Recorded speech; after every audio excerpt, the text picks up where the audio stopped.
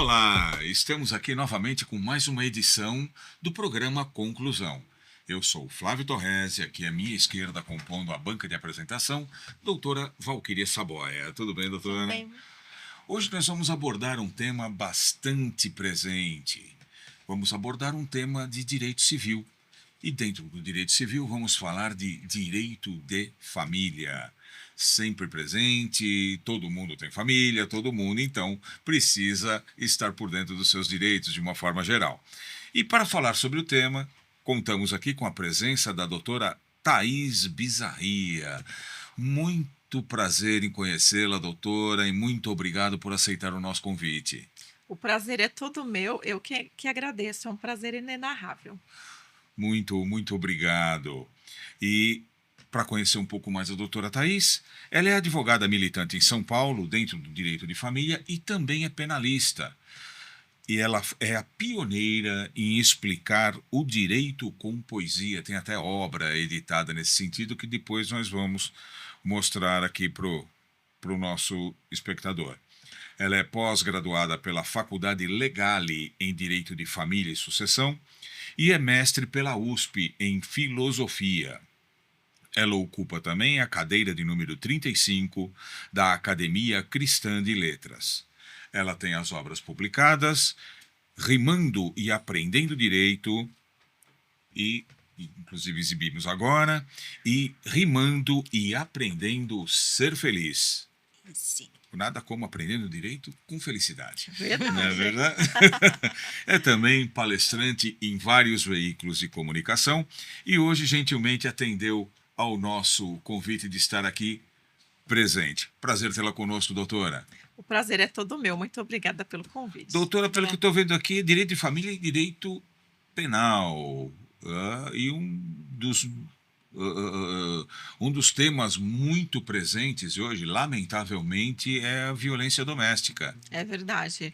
É muito importante. Hoje, a menina dos olhos é a Lei Maria da Penha, por exemplo. É uma vez que cada vez mais há violências no relacionamento, e é muito importante que as pessoas saibam, especialmente as mulheres, que a violência ela não é só a física. Tem a violência patrimonial, a psicológica, a moral, dentre outras questões no âmbito do direito penal envolvendo relações familiares. Doutora, primeiro agradecer, né, Muito obrigada. por você ter vindo. A doutora, tive a oportunidade de participar com ela do grupo de teatro, né? Verdade. De teatro. Bacana. Fazia muito tempo que eu não via. Prazer recebê-la, viu? Prazer é meu. Doutora, eu gostaria que você falasse brevemente da sua trajetória, de como surgiu a ideia do livro Rimando e Aprendendo Direito. É uma pergunta muito importante. A ideia de explicar o direito com poesia, ela surgiu da minha primeira reprovação na prova da Ordem dos Advogados do Brasil. Olha. Porque eu não passei de primeira, embora tenha sido uma aluna muito estudiosa, e eu falei, bom, eu preciso criar algum método, alguma forma para que eu consiga aprender e passar na prova. E eu comecei a desenvolver poesias. Eu ia para as aulas do cursinho preparatório para a OAB e meus colegas de salão falavam, nossa, Thaís, que poesia maravilhosa, de urgência trabalhista, furto famélico, divórcio. Nossa, fica muito mais fácil aprender com poesia.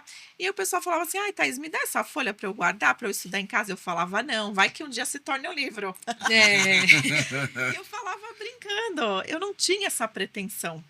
E como eu escrevo poesia desde criança, desde os 9 anos de idade, quando eu ganhei o meu primeiro mini concurso cultural, a poesia sempre fez parte da minha vida. Então, desde os 9 anos, na aula de português, eu aprendi o que era uma poesia e desde então eu comecei a escrever poesia.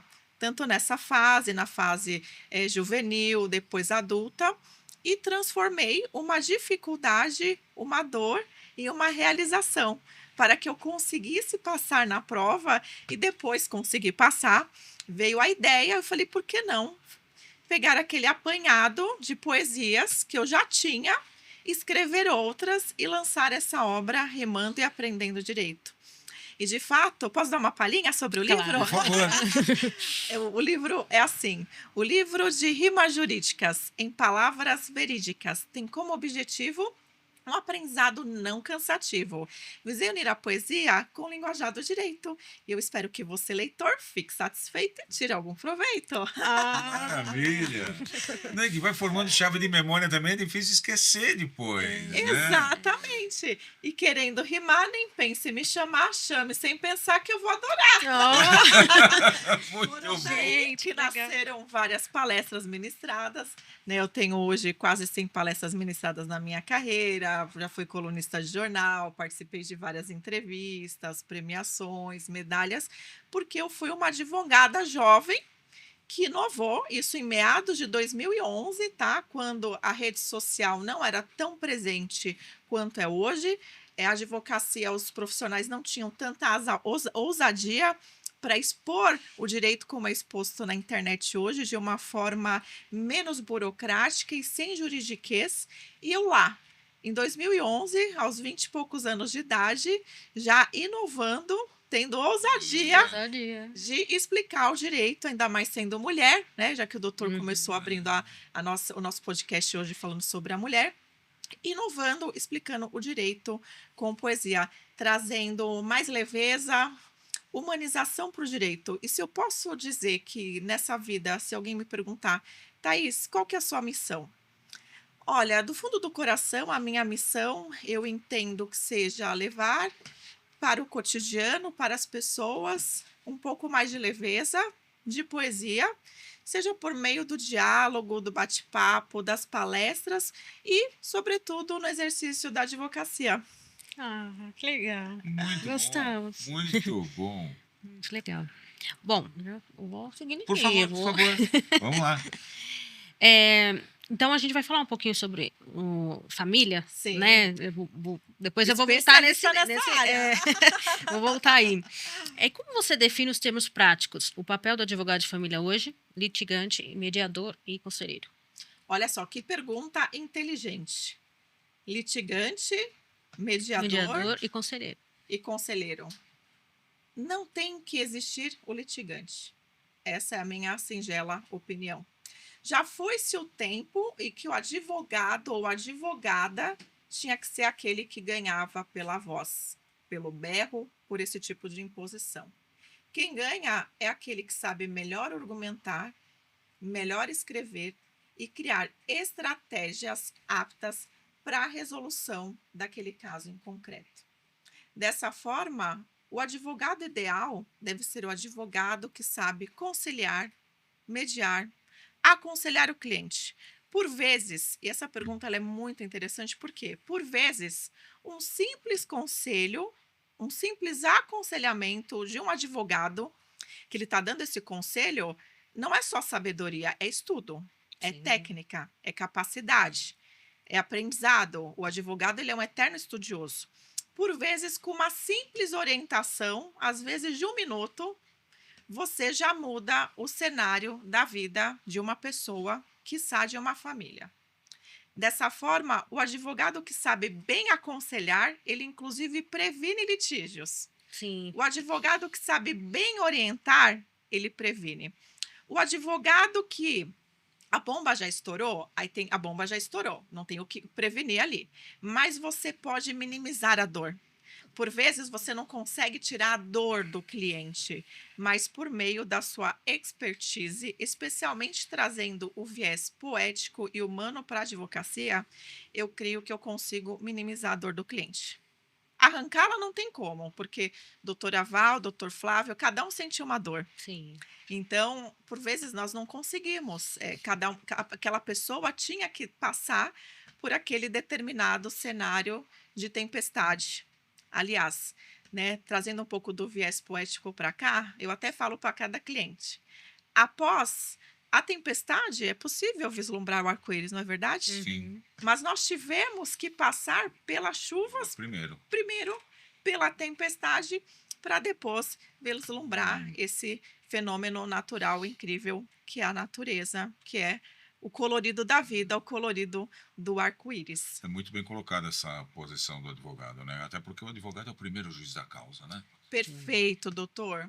É o primeiro juiz da causa e é o aconselhamento, como você falou, às vezes muda totalmente o curso de uma intenção, né? Enfim, de um direcionamento. Isso realmente é muito importante, saber aconselhar. Aconselhar. Perfeito. Isso não é coisa de faculdade, tá? Não. Muito bem falado. Isso é coisa de talento. É talento, é o aspecto humano que o Sim. advogado tem que colocar, o aspecto pragmático, é a experiência que aquele advogado tem naquela demanda. Então, por exemplo, quanto mais experiência, né, o professor, doutor, tiver naquele assunto, a professora Valquíria tiver naquele assunto, eu tiver naquele assunto, você vai ter mais habilidade de explicar e vislumbrar os caminhos que são possíveis serem percorridos pelo cliente. E você lá, do lado, Sim. segurando na mão do cliente. E quando o senhor fala de o primeiro juiz da causa, eu achei excelente esse apontamento. Por quê? Por vezes, eu já vislumbrei situação em que o cliente bate lá na porta do advogado, ele procura um aconselhamento jurídico e o advogado é aquele litigante, é aquele que a doutora Valquíria bem perguntou. Não, vamos entrar com uma ação. E às vezes é totalmente desnecessário. Uma notificação extrajudicial resolve, ou por vezes o melhor aconselhamento jurídico é não ingressar com a ação agora. Ou se for ter que tomar alguma medida, deixe a outra parte entrar, que o momento adequado não é agora. É o que eu falo para cada cliente. Eu agendo as consultas são remuneradas, já faz 5 anos, antigamente eu não cobrava, faz 5 anos que eu cobro as consultas. A consulta, o cliente ele sai transformado. Por quê? Porque informação é poder. E por vezes eu prefiro que o cliente, eu não feche os honorários de um processo litigioso naquele momento, por exemplo, porque aquele momento não é o adequado, mas Sim. que aquele cliente ele vai voltar com uma outra questão ou com esse momento mais preparado, mais maduro para entrar com essa ação ou me indicar outros clientes. Então, de fato, o senhor tem razão, Não, sem o dúvida. advogado é o primeiro juiz da causa. A consulta do advogado, ela nem sempre ela é vista com bons olhos, né? Pensando do pessoal, poxa vida, uma consulta, ela não tem só um estudo, ela não tem só uma experiência, ela tem toda uma carga de vida. Exatamente, uma É carga verdade. de vida.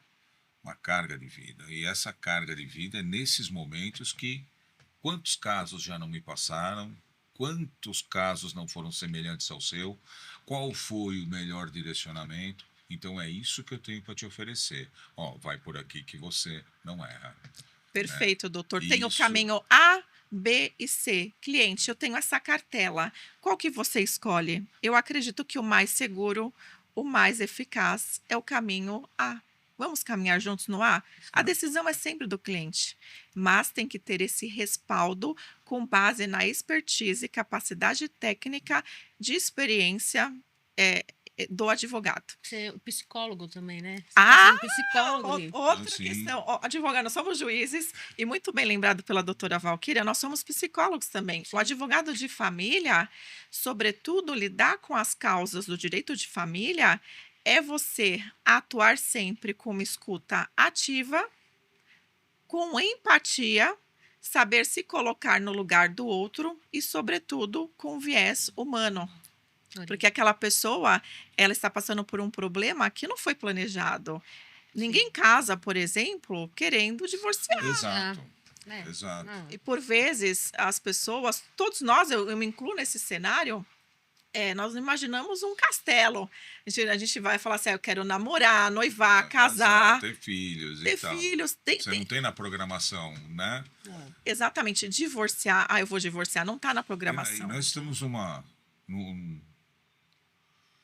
num momento histórico, né? Bem dizia o Zygmunt Bauman, né?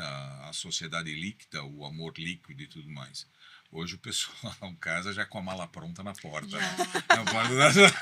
É isso mesmo. É verdade. Eu conheço uma outra que casou, ficou 6 meses casado. 6 meses. Não. Já tá. Hoje as relações, infelizmente, são efêmeras, Por isso que depois eu falarei sobre o planejamento matrimonial, que é necessário, antes de Olha. casar, fazer um planejamento Por que matrimonial. não agora? Por favor, doutor. Já pode falar, já. Já falarei agora mesmo. Por favor. Por vezes, todos nós, e eu vou colocar, e eu me encaixo também nessa situação, um pouco menos, porque eu sou advogada e meu marido é juiz. Então, nós temos um pouco dessa expertise do direito, né? Na verdade, o nosso ar é o direito. Então, nós somos conhecedores de algumas questões legais, obviamente que não de todas, mas no nosso segmento, buscamos estudar. Então, o que eu falo para todas as pessoas? Planejar o matrimônio. Chama-se planejamento matrimonial. Mas, doutora Thais Bizarri, o que é isso? Planejamento matrimonial, o nome é bonito. Mas, na prática, o que é isso? A gente precisa explicar. É planejar o casamento. Porque você, por vezes, você recebe um convite de casamento, a pessoa planejou o convite. Se vai ser num papel lindo, maravilhoso, ou se vai ser virtual, que é mais prático. Ele planejou a festa, a lua de mel, planejou se vai comprar um apartamento ou se vai morar de aluguel. O casal, ele planeja tudo isso. E tá tudo maravilhoso, é gostosa essa fase. Eu já passei por essa fase, é incrível. Só que você tem que planejar também as questões legais, as questões jurídicas. Por isso, imprescindível o aconselhamento de uma advogada especialista no direito familiar. Por exemplo, as pessoas casam, elas não sabem regime de bens. Quantas Sim. vezes bateram lá no escritório, eu pergunto, qual que é o regime de bens que você casou? A pessoa não sabe. Sabe? Tanto é que nas consultas... Eu já vi casamento acabar por conta disso. O regime é esse. Ah, não, esse não. Esse não, olha lá. A pessoa foi se planejar. Tem que ter essa conversa. Melhor não ter casado do que ter casado e divorciado recentemente, doutor. Eu e meu marido, por exemplo, eu trazendo os bastidores aqui, tivemos uma conversa também sobre essas questões de planejamento, porque é a nossa área de atuação. Ele, como juiz de direito na área de família, ficou aqui no João Mendes 10 anos. Eu, com advogada também, com mais de 10 anos, trabalhando com direito de família, nós sentamos e tivemos essa conversa. Qual será o nosso regime de bens? Então, as pessoas, elas não sabem disso, né? Ou falam, eu tô casada no que o cartório colocou lá. Colocou lá. O cartório Elas não colocou. sabem. Nas consultas eu falo, leve a sua certidão de casamento, porque eu preciso ver. Eu me tiro uma foto antes, porque a orientação ela é de acordo com o regime de bens. Se a pessoa tem direito, se não tem direito. Senão a pessoa vai para a consulta, ela não sabe nem o regime de bens que casou.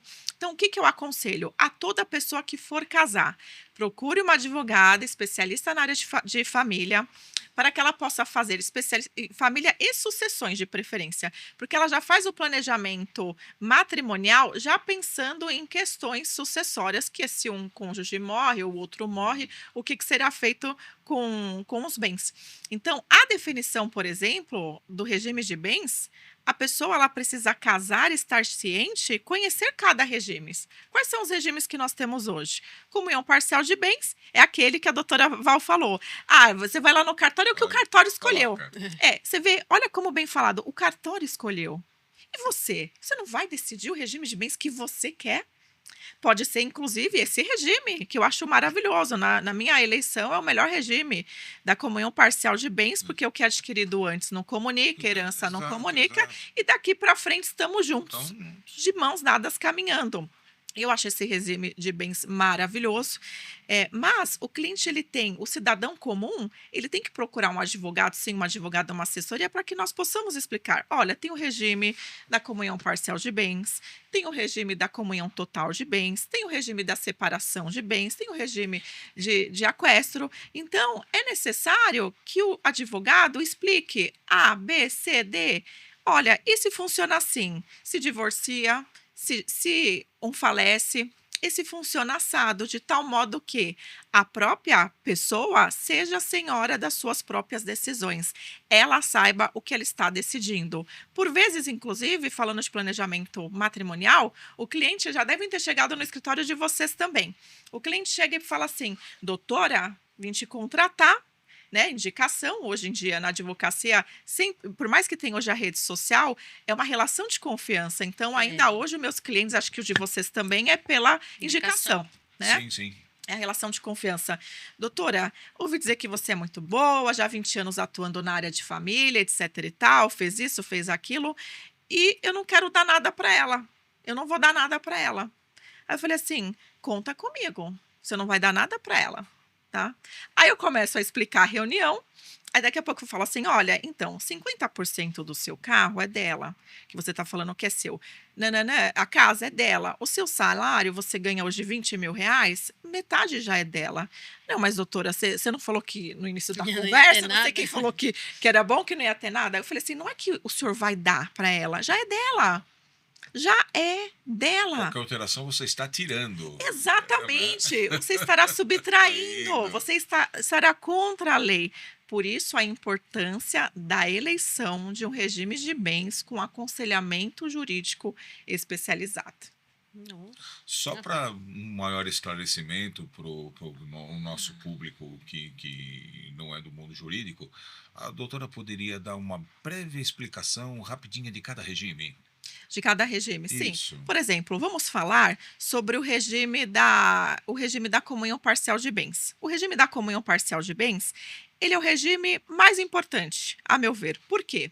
O regime da comunhão parcial de bens é aquele que o que eu adquiri antes do casamento é meu. O que a pessoa adquiriu antes é dele.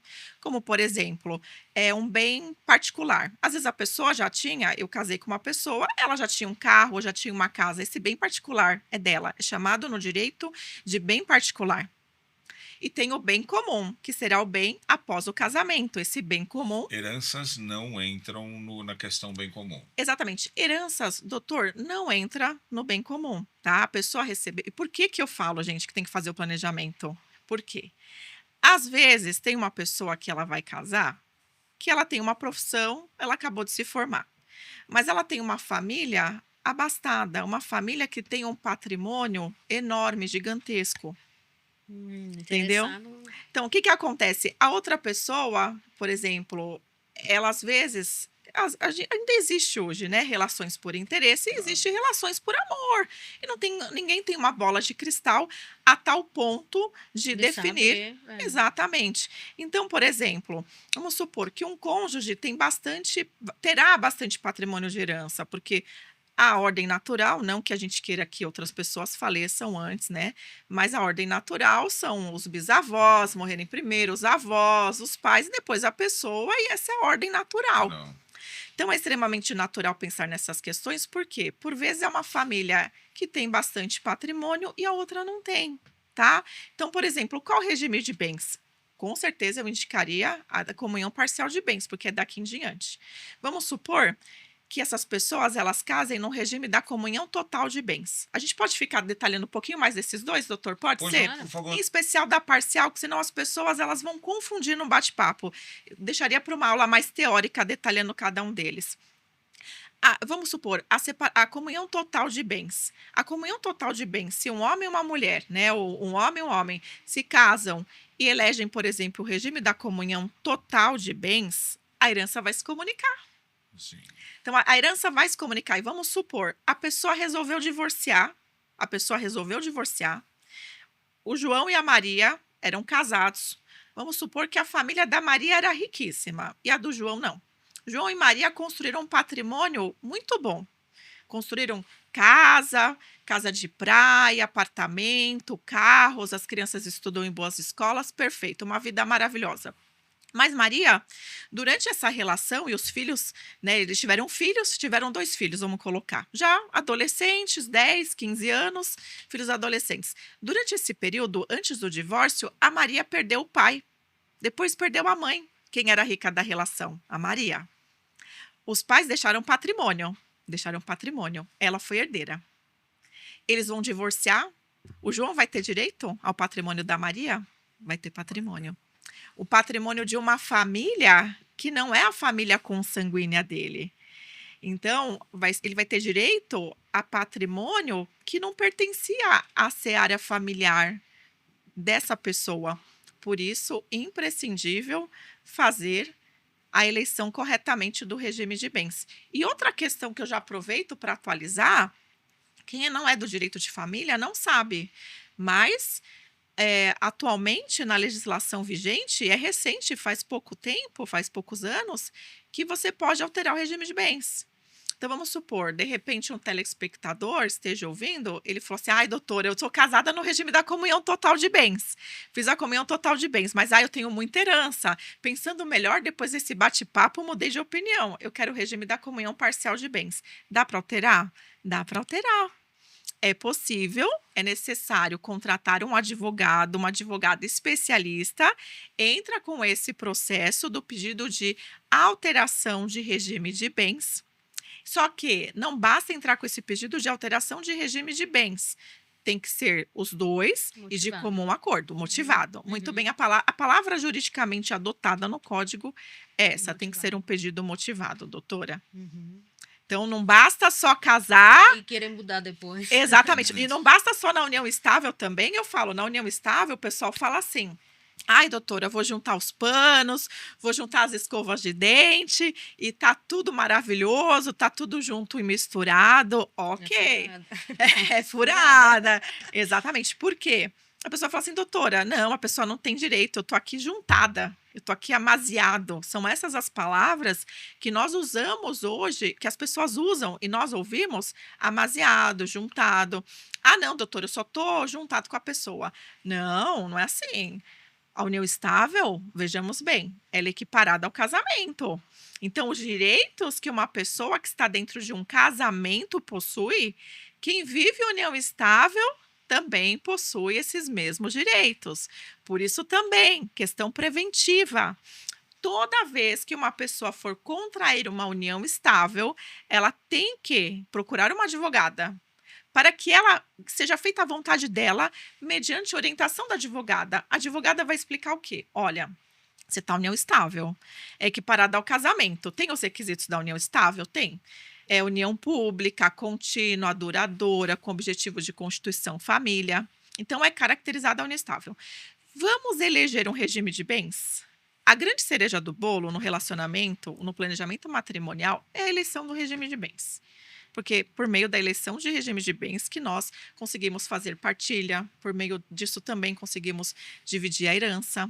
Então, é importantíssimo que haja esclarecimento dessa pessoa sobre esse determinado assunto para que ela eleja esse ou aquele regime. Eu, por exemplo, na prática falo assim, olha, se você continuar com a pessoa, né, vamos supor, João e Maria, doutora, tô lá morando com o João, sou cliente, a Maria que me procurou. Estou vivendo em união estável. Eu, como advogada, eu aconselho, faça uma união estável regulamentada. Por quê? Você consegue eleger o seu regime de bens. Se você não eleger, Thaís Bizarria, pelo amor de Deus, se eu não eleger, você falou que é equiparado ao casamento, já caí da cadeira. Fica aí na cadeira, vamos lá. Ok, equiparado ao casamento. Se você não eleger, não é que não ter um regime, vai ter um regime, porque a legislação dispõe, na verdade, quando não há eleição do regime de bens, o que vigora é o regime da comunhão parcial de bens. Então, assim, doutora, mas eu não fiz papel nenhum, não defini regime nenhum. Ok, vai ser vigente o da comunhão parcial de bens. E outra pergunta muito recorrente que as pessoas perguntam é assim, Thaís, o que aconteceu? Eu posso retroceder? Eu quero fazer um regime, tá? Eu te procurei hoje para fazer uma escritura pública de união estável. Ou então para fazer um documento particular de união estável. Tem que fazer, gente. E eleger o regime de bens. É daqui em diante.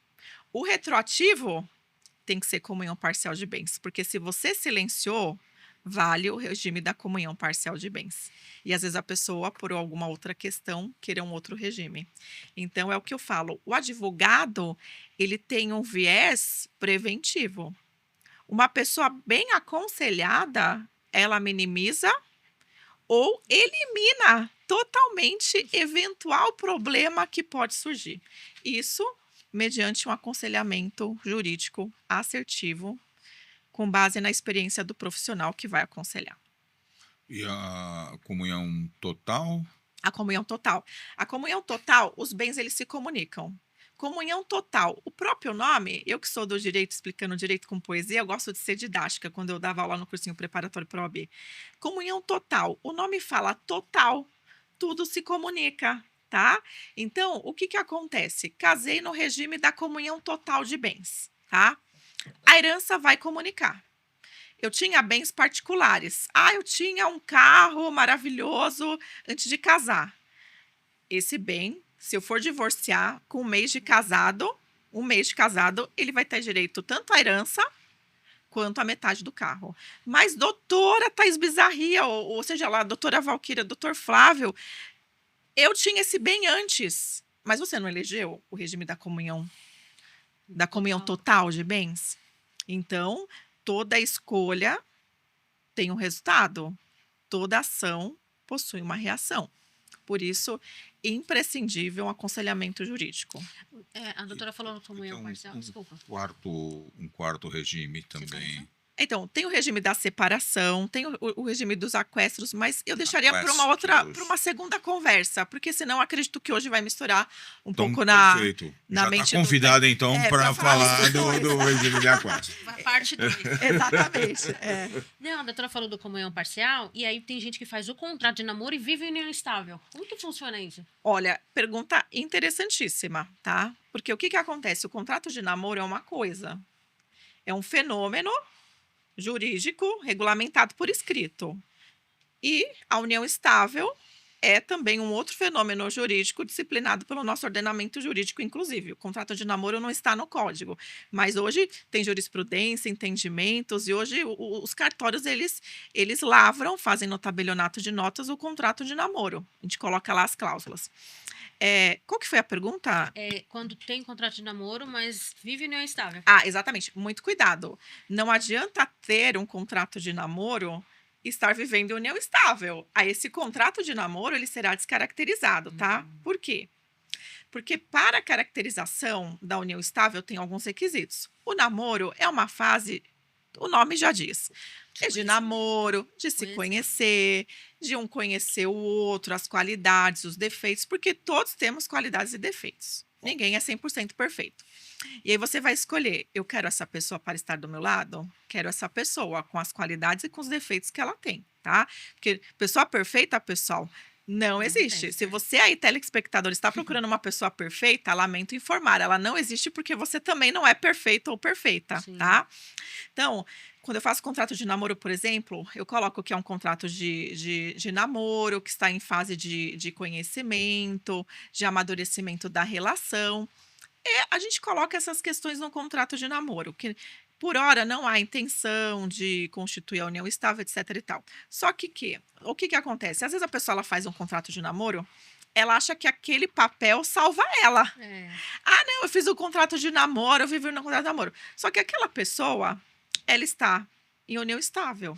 E ela não percebeu que ela está em união estável. Às vezes ela não percebe, doutores. Às vezes não é nem maldade, ela não percebe. Ela precisa de um advogado, precisa de nós, né? Aqui nós três somos advogados para que possa orientá-la nesse sentido. Ela está morando com a pessoa, não necessariamente a união estável é caracterizada com a coabitação, que fique muito bem claro essa questão, tá? O que é a coabitação, pessoal? Morar no mesmo ambiente, no mesmo teto, tá? Às vezes a pessoa ela vive em união estável e hoje em dia cada um quer viver no seu apartamento, na sua casa e vive em união estável. O que é a união estável? Quais são os requisitos? Então, uma convivência pública, você apresenta, né? Você apresenta aquela pessoa como namorada nos encontros familiares, ou você apresenta ela como esposa, como mulher? Como que você apresenta? Essa aqui é a minha namorada fulana. Ah, esse aqui é meu namorado. Ah, esse aqui é meu marido. Aí a pessoa, ela posta lá nas redes sociais, eu com o maridão. Entendeu? Mas ele acha que o contrato de namoro tá salvando a vida dele. Ele fez o contrato de namoro, seja comigo, que sou advogada, com qualquer outro advogado, acha que esse contrato de namoro tá salvando ele. Não é assim. Ele está postando nas redes sociais, maridão, esposona, maravilhosa, minha família, eu e minha família. Olha lá, família. Né? Aí coloca lá hashtag family, família maravilhosa, família feliz, as hashtags. Eu já usei, inclusive, em processo, que a pessoa falava que não estava vivendo união estável e eu era advogada da mulher, falei sim, eles estavam vivendo em união estável. Ela colocava lá hashtag família feliz, hashtag family, hashtag... Aí postagens antigas, eu com meu maridão, Eu com o mozão, maridão. Aquela do Facebook lá, relacionamento sério com fulano, né? Relacionamento sério com fulano. Isso tudo é prova para processo. Uma pessoa, quando ela pensa em divorciar, a primeira coisa que ela tem que fazer é excluir a rede social. Porque o advogado que é Caça detalhista, tudo, né? não é, doutora? Não. Né? Nas horas vagas nós somos detetives, muito respeito aos detetives, é até uma brincadeira, porque nós advogados a gente teria que ter uma habilitação para ser o detetive, mas é um trabalho, assim, a gente acaba investigando ali. Isso nós podemos, né, mexer na rede social. Eu peço para o cliente, qual que é a rede social do ex? Me informa, tem Facebook, tem Instagram, tem LinkedIn? O pai vai pagar a pensão e fala que não tem dinheiro para pensão. Tá lá, CEO promovido, feliz com a promoção. Andando de barco lá, tal, navio, você fala, Tá, eu gostei disso. Vamos juntar, vamos tirar essa colagem das redes sociais e juntar no processo. Outra questão, objetivo de constituição de família, né? Que é diferente de contrato de namoro e união estável. Família, já me perguntaram muitas vezes, doutor, é ter filho? Não. É postar, essa aqui é a minha família, essa aqui é a minha base, é a minha estrutura, é o meu alicerce, é a pessoa que eu quero construir, sonhar e fazer acontecer. Não necessariamente a pessoa precisa sonhar e ter filho, até mesmo porque hoje tem muitos casais que não têm essa predileção, não tem esse sonho da maternidade ou da paternidade. Eu, por exemplo, eu e meu marido, uma das conversas que nós tivemos antes de casar foi essa. Eu falei, embora poética, extremamente romântica, eu não tenho o sonho da maternidade. eu também não. Né? É claro que se meu marido tivesse, eu amo tanto ele, amo tanto o Henrique, que com certeza ele ia fazer esse lado meu florescer. Mas ele falou assim, eu também não tenho essa vontade, este instinto paterno. Então, vamos deixar acontecer. Se a vida um dia nos colocar numa situação dessa, vamos decidir. Por hora, não. E hoje já são 10 anos juntos e ainda continua sendo não. Eu nasci para ser tia, amo ser tia. Então, só para finalizar essa questão da união estável, tem que ter os requisitos. União pública, né? Notória, contínua, duradoura, com objetivo de constituição de família, não necessariamente precisa coabitar no mesmo lar. Contrato de namoro é descaracterizado, doutora, com certeza, tá? Ótimo. Recomendo a fazer. As pessoas, quando me procuram para fazer contrato de namoro, faço, mas eu também explico, tá? Contrato de namoro é sim uma segurança? É muito legal? É muito legal.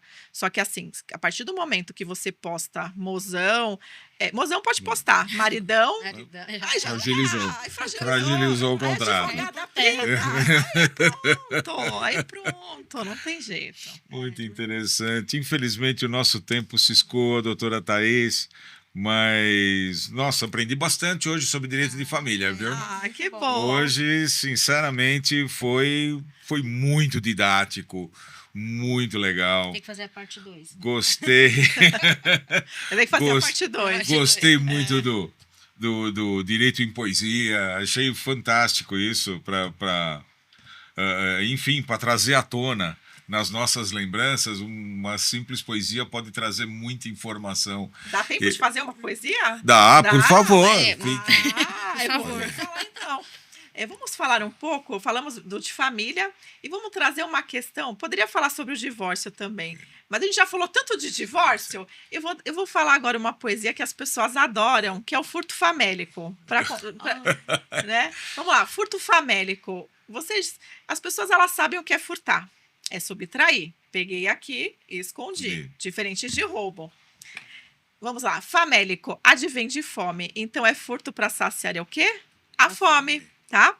Então, furto famélico, conforme o vernáculo, significa a situação daquele que tem fome, que devido a algum obstáculo da vida, furta um bem, come e some.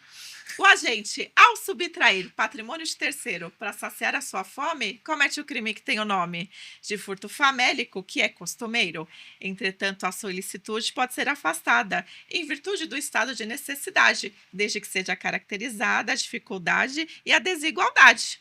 O bem a ser subtraído, doutores, deve recair sobre algo de pequeno valor, para saciar a fome daquele pobre coitado. Assim, furtar bacalhau incriminará o contraventor. Agora, a mera subtração de 1 quilo de feijão para ensejo de alimentação caracteriza o estado de necessidade, sendo afastada a criminalidade. Rimamos e aprendemos direito do meu jeito e eu espero que você fique satisfeito e tire algum proveito. Muito bem. Na Muito próxima, bom. fala sobre Adorável. divórcio. Na Tá próxima, bom. eu até Vou cobrar trouxe- aqui, vou anotar que você vai falar. Não, já a pauta já tá Já feita. tá feito. Divórcio e regime de bens. Vou falar só sobre isso. Obrigado pela sua presença, doutora. Eu que agradeço. Muito, Obrigada. muito foi um prazer bacana. recebê-la. Eu que agradeço. Vocês foram maravilhosos, sensacionais. Imagina, agradeço aqui a Valquíria também, ao nosso telespectador, que muito nos apoia. Fique conosco, curta, comente, compartilhe nas redes sociais. O Conclusão fica por aqui, aguardando a próxima edição. Um abraço a todos, até lá.